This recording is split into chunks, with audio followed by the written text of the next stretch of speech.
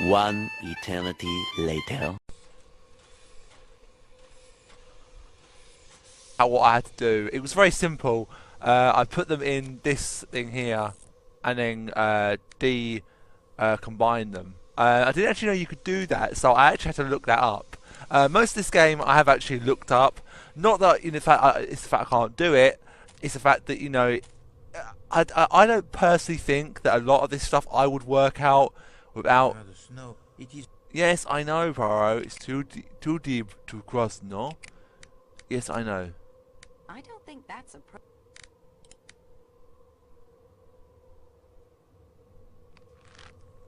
Oh, yes.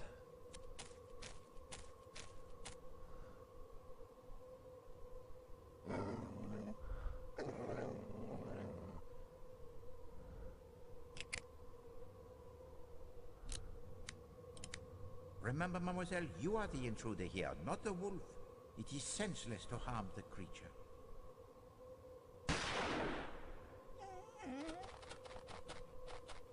The gunshot seems to have frightened him off.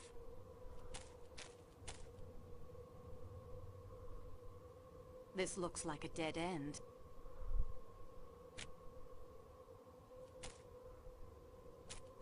I'm not sure what I expect to find wandering around out here.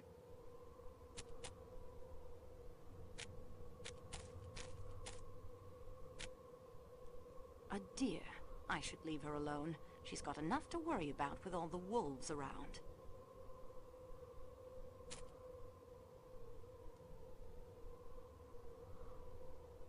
This looks like a dead...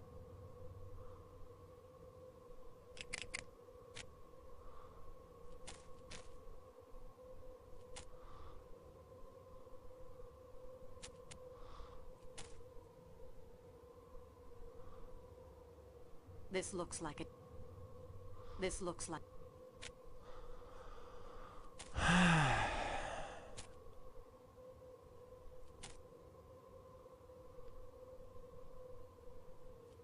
So many paths. It would be easy for me to get lost out here.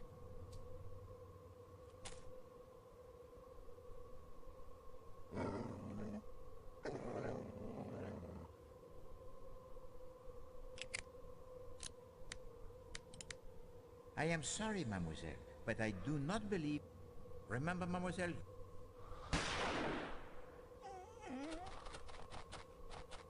The gunshot seems... A hut out here in the middle of nowhere. Very A strange. shepherd's hut. Probably only used when the snow it is gone and he brings his sheep up to the high pasture.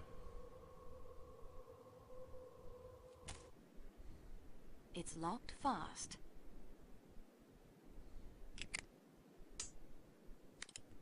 That isn't... One of the bars appears to be quite loose. Would you not say so, mademoiselle?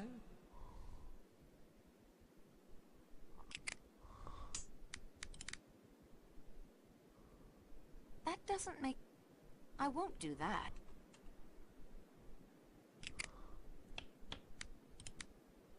Fantastic.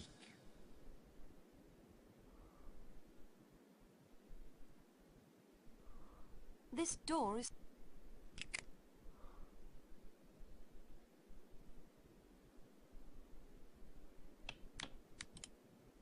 I fear the padlock. It is far too sturdy for the hammer.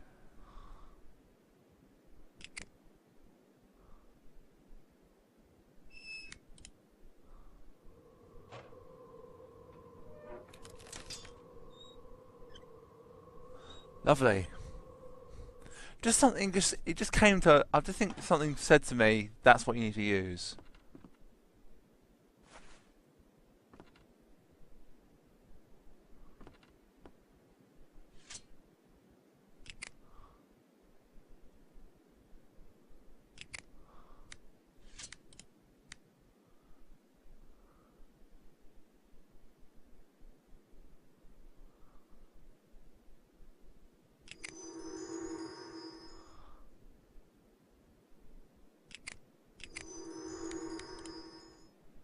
An antique stove. I haven't seen one of these in years. I can't loosen the pipe with my... I know what to use. Pliers. That isn't going... No, on the pipe, please, mademoiselle. Thank you.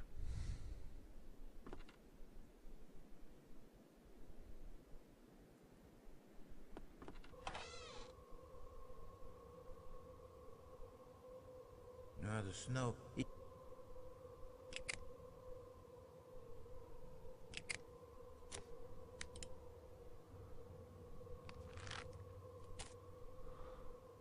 A dear. I should leave her alone. She... Take care, mademoiselle. The snow, it may overhang the precipice and give way beneath you. The student of crime gives up on the case so easily? Oh, Poirot, please be quiet. As much as your wisdom and your words are valued by myself, I really don't like you keep talking when I'm trying to do something. It's quite annoying at times.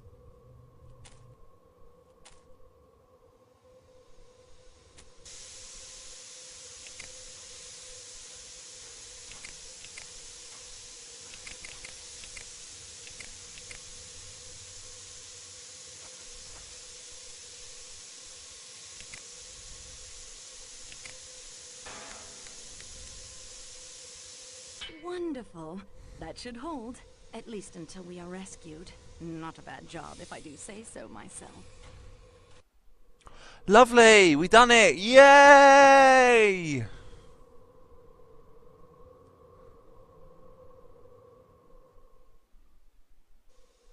The heat is now restored. Now on to the matter of murder.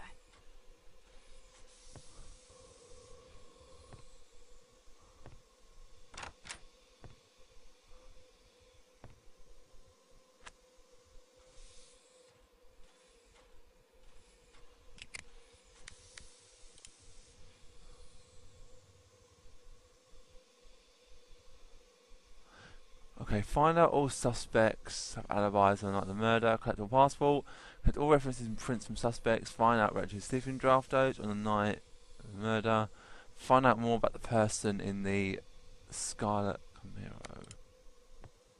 Okay, well, we've now got to go and collect all the rest of the... So we need to go and collect all the passports. Colonel Arbuthnot, I do not believe we've been properly introduced. I expect the formalities must be winked out in a case like this, mademoiselle. The attendant told me you are acting on the Frog Detective's behalf. I am the Frog, monsieur. Hercule Poirot is Belgian. Apologies, no offense meant. Your accent's a bit of mid-channel, difficult to pick up. May I have your passport, please? Of course. Colonel Francis Gordon Arbuthnot, the Mews, Cheltenham, Royal Northumberland Fusiliers, currently stationed in India. Yes, on leave. But you're not traveling on the P&O boat? Why not? I stopped in Baghdad with the AOC, who happens to be a good friend of mine.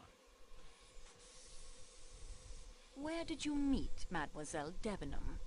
Miss Debenham? What, in Baghdad, if you must know. And your opinion of her? You can take it from me, she's all right. A Puka Sahib. Can you give me an account of your movements last night? Yes, I think I can. After dinner, I had a drink in the salon car with young Queen, the dead man's secretary. Surprisingly knowledgeable about world affairs for an American, even if he had got hold of some tomfool ideas about India. We adjourned to his compartment. Let me see, around 2100. That's 9 p.m. You saw us in the Belgrade station courtyard. We stepped out for a bit of fresh air, but with the weather turning foul, that wasn't on. What do you and Monsieur McQueen smoke? McQueen doesn't, now that I think of it. A pipe's my weapon of choice. What happened after Belgrade? Around 2200, that's 10 p.m. Cratchit's valet came to fetch him for his employer. He went off for a while. And what did you do after Monsieur McQueen left you? Well, I went back to the salon car for a nightcap, didn't I? I was heading to my compartment when I ran into McQueen. Went off back to his room again to continue the narrative. I put him straight on India. Learned a bit about the American stock market. Bloody fool's game, if you ask me. Oh, pardon my... that is to say, my language. Do not concern yourself. There, you see. Now I can hear the accent. It comes and goes. What time did your discussion of world affairs end? The conversation was so engrossing, by the time I looked at my watch, it was 1:45. McQueen called the attendant to make up his bed. I came back here. Did anyone pass Monsieur McQueen's room while you were talking? A good many people, I should think. I wasn't paying attention. The attendant did at one point, and I think I caught a glimpse of you wandering about. Let us say during the last hour of your conversation. Really, I can't. Colonel, you have the soldier's observation for detail. Hang on. There was a woman, I think. Was this woman young or old? Didn't see her, wasn't looking that way. Just a rustle and a scent. Mademoiselle Debenham? No, I'd recognize. That is to say, it wasn't. No, it was very strong. Fruit or something. Can you pinpoint the time the woman passed? What were you discussing? Let's see, I was detailing the other washout. Stalin's 5-year plan was turning out. It must have been within the last half hour. More definite than that, I can't say. Have you ever been in America? Never. Don't want to go. Did you ever know a Colonel Armstrong? Armstrong. I've known 2 or 3 Armstrongs. Selby Armstrong. He was killed on the Somme. I mean the Colonel Armstrong who married an American woman and whose only child was kidnapped and murdered. Ah, yes. I remember reading about that. Shocking affair. Never actually came across the fellow, but his name came up in the officer's mess, of course. Toby Armstrong. Nice fellow. Everybody liked him. Distinguished career, got the VC, Victoria Cross. The man who was killed last night was the man responsible for the murder of Colonel Armstrong's child. Then in my opinion, the swine got what he deserved. Though I would have preferred to see him properly hanged, or electrocuted, or whatever it is they do over there. Trial by 12 good men and true. Sound system. Anything you can recall from last night that strikes you as suspicious? There was one odd thing. Yes? As I got back to my compartment, I noticed that the door of the one beyond mine, number 16, it wasn't quite closed. The chap inside peered out in a rather furtive sort of way, then quickly pulled the door. Probably nothing in it, but you know what it is. Early hours of the morning, everything very still. The thing had a sinister look, like a detective story. Thank you, Colonel Arbuthnot. Not at all. Now, if you don't mind, I think I'll pop along to the salon car. Don't let me keep you. You mean to say you intend to stay in my compartment? Yes. And search through my belongings? I'm sorry, but I really must. But that's... I mean, it just isn't. That's bloody irregular. Pardon my French.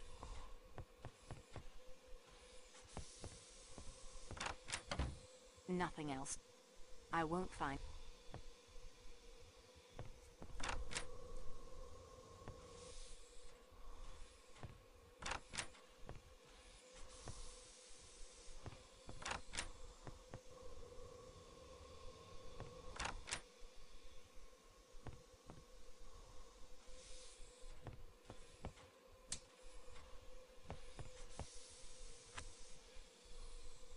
Well, we got another passport.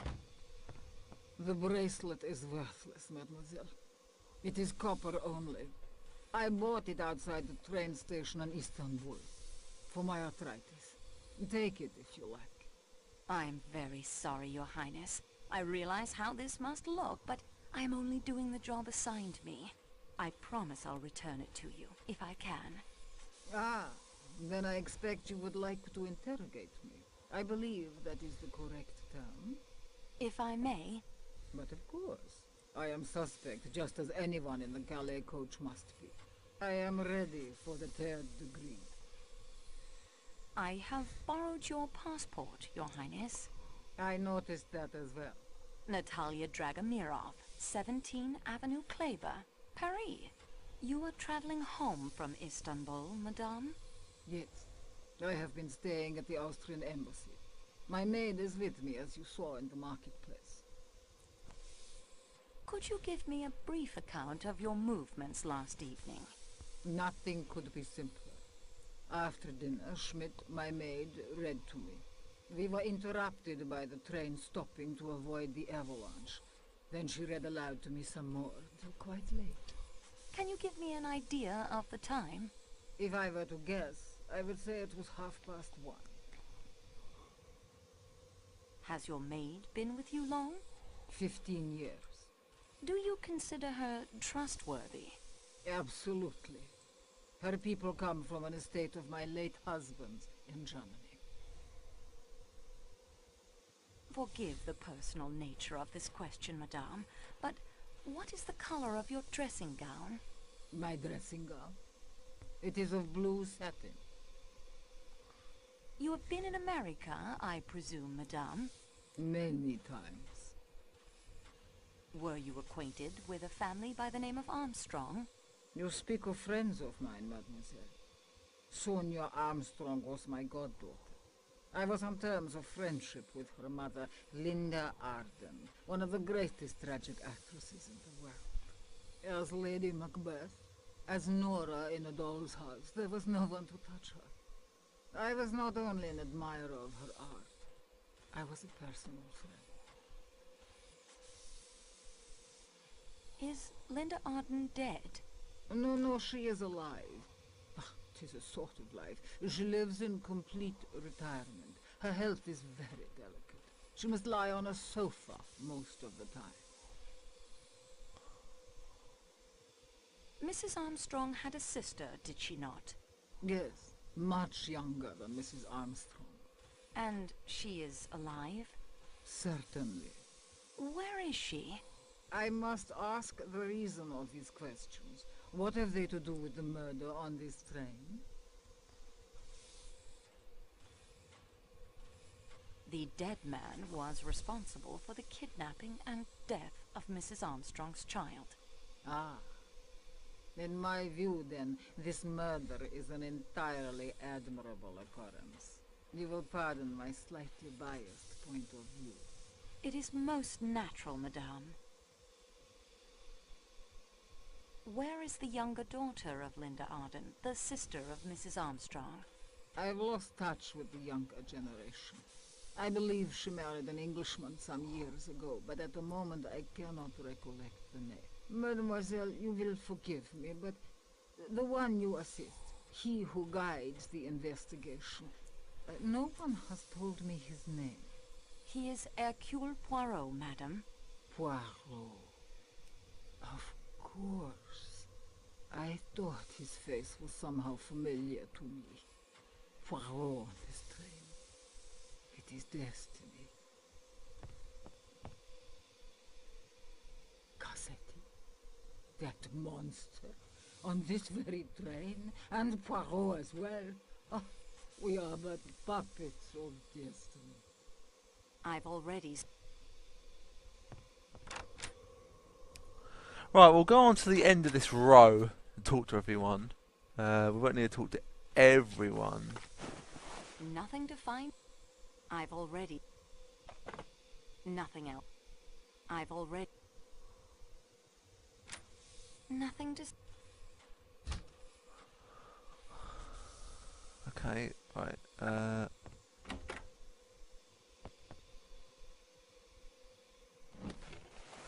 Nothing of interest. HMK. No need to look. Nothing else.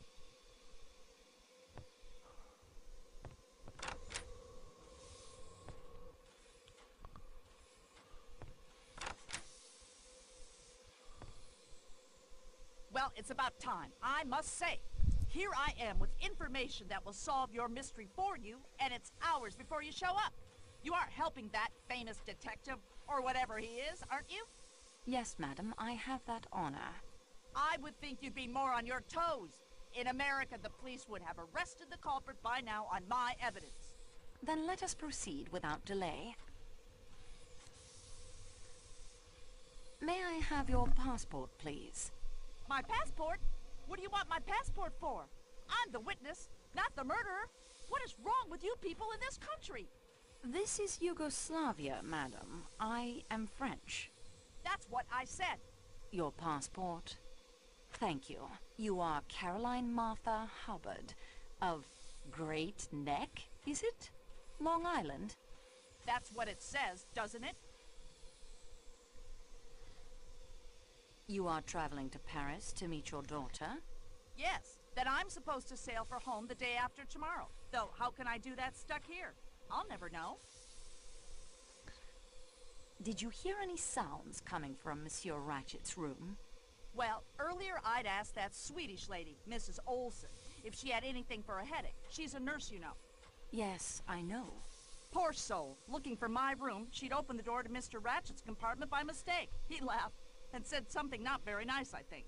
But I couldn't make it out. She said, "Oh, I make a mistake. I ashamed to make a mistake," in that bizarre accent of hers. And he laughed again and said something about her being too old. The idea! My late husband, Mr. Hubbard, and I enjoyed conjugal relations right up to the very end.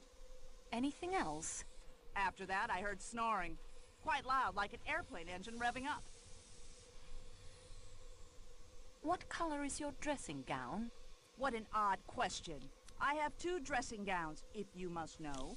A pink flannel that's kind of cozy on board ship, and a purple silk number that my late husband, Mr. Hubbard, gave me. But what in creation do you want to know that for? Someone in a scarlet kimono was seen coming out of either your compartment or Monsieur Ratchet's. It is very difficult to tell sometimes which is which when all the doors are closed. Well, it wasn't mine. Then it must have been Monsieur Ratchet's. That wouldn't surprise me any. I thought I heard a voice in there. Was it a woman you heard in Monsieur Ratchet's room? Yes, I think it was. Did you hear what was said? Well, I didn't put a glass up to the connecting door and eavesdrop, for heaven's sakes. What sort of a person do you think I am? When was it you heard this voice? I have no idea. Sometime after the snoring died. Was it before or after the train stopped? After. After the man in my room that you have so far failed to ask me about. I woke up, heard the voice, and that was that. Tell me about the man you thought was in your room. At last. No offense intended, sweetie, but you foreigners do just about everything backwards. The man? Well, I was in bed. I woke up. All in the dark it was. And I knew, I tell you, that there was a man in there with me. In your bed? In my what? How dare you? No, in my compartment. I was just so scared I couldn't scream. I just lay there and thought, mercy, I'm gonna be killed by some foreigner. These nasty trains.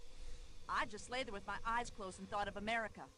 Somehow I got my wits about me and I felt about with my hand and I felt. Yes? The bell button. I pressed it and pressed, but no one came. I thought, mercy, what if they'd murdered every single soul on the train? I went on pressing the bell, and at last, footsteps in the corridor. I dragged on my dressing gown, the pink one. I screamed, come in, and switched on the lights, and would you believe it? There wasn't a soul there. Michel opened your door and entered. Yes, although considering the time it took him to arrive, he must have come by dog sled. He seemed to imagine I dreamt the whole thing. I tell you here and now, I'm not one to imagine things. Michel searched your compartment? Yes, even under the chair. Although he said there wasn't room for a man to squeeze himself under there.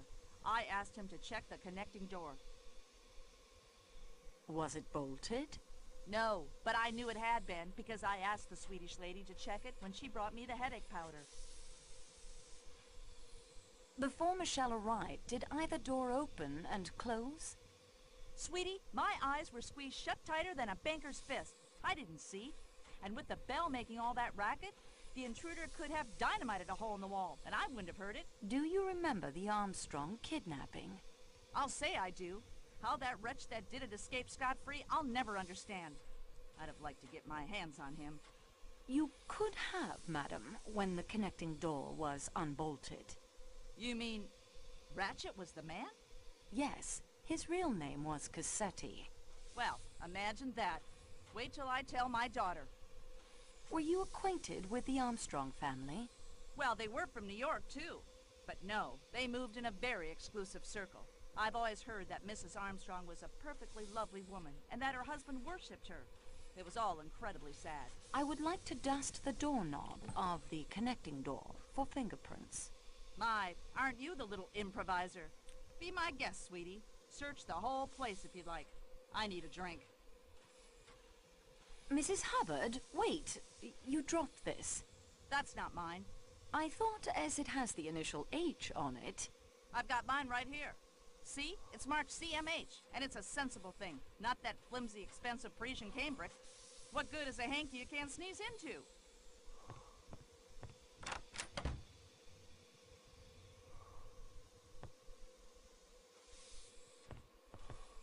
Quite interesting.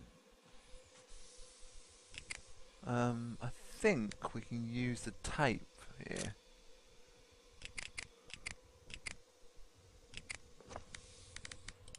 I don't think that's a...